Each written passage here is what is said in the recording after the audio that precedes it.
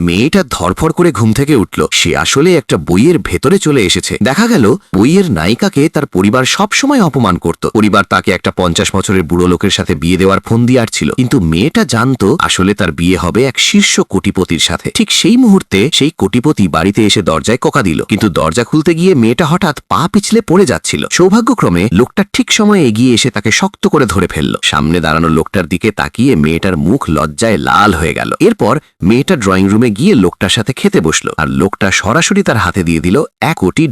এত বড় লোক স্বামী পাবে মেয়েটা স্বপ্নেও ভাবেনি, তাই সে নিজেই স্বামীর কাছে ঘেঁষতে লাগলো, একটু ঘনিষ্ঠ হতে চাইল, কিন্তু স্বামী লজ্জায় মুখ ঘুরিয়ে নিল। তবু মেয়েটা ঠিক করলো স্ত্রী হিসেবে তার যা দায়িত্ব সে পালন করবেই। পরদিন সকালে মেয়েটা বাইরে যাওয়ার জন্য তৈরি হতে গিয়ে দেখল স্বামী আগেই তার জন্য 30 সেট দামি পোশাক সাজিয়ে রেখেছে। চকচকে সব পোশাক দেখে মেয়েটার মন আনন্দে ভরে গেল। সে আস্তে আস্তে স্বামীর দিকে এগোতে যাচ্ছিল। এমন সময় সহকারী এসে সতর্ক করে দিল স্বামীর সাথে বেশি ঘনিষ্ঠ হওয়া যাবে না। এরপর মেয়েটা নতুন পোশাক পরে নিচে নামলো। তাকে দেখে সবার চোখ আটকে গেল। সে স্বামীকে জিজ্ঞেস করলো আজ কি সে দেখতে সুন্দর লাগছে? স্বামী বলল তেমন ভালো লাগছে না। $10 মিলিয়ন কথা মনে করে মেয়েটা সব গিলে নিল। তারপর হাত দিয়ে স্বামীকে আদুরে ইশারা দিতে লাগলো, কিন্তু স্বামী বারবার সরে যেতে লাগলো। শেষে মেয়েটা একটা বিশাল আদুরে ইশারা ছুড়ে দিল। সহকারী লোকটাকে জিজ্ঞেস করলো মেয়েটা কি খুব কিউট না? লোকটা বলল এসব তার কাছে একদম মাথামুন্ডুহীন লাগছে। এরপর স্বামী মেয়েটাকে একটা নেকলেস দিল। নেকলেসের দাম $3,60,00,000 শুনে মেয়েটার গলায় কথাই আটকে গেল। সে দৌড়ে ঘরে গিয়ে নেকলেসটা পরে দেখল। তারপর ভাবলো এত দামি জিনিস পরা ঠিক হবে না। শেষমেশ খুলে বাক্সে লিখে দিল। এরপর মেয়েটা তার বেস্ট ফ্রেন্ডকে জানালো যে সে বিয়ে করেছে। খবর শুনে বান্ধবী খুশিতে আটখানা হয়ে গেল। এদিকে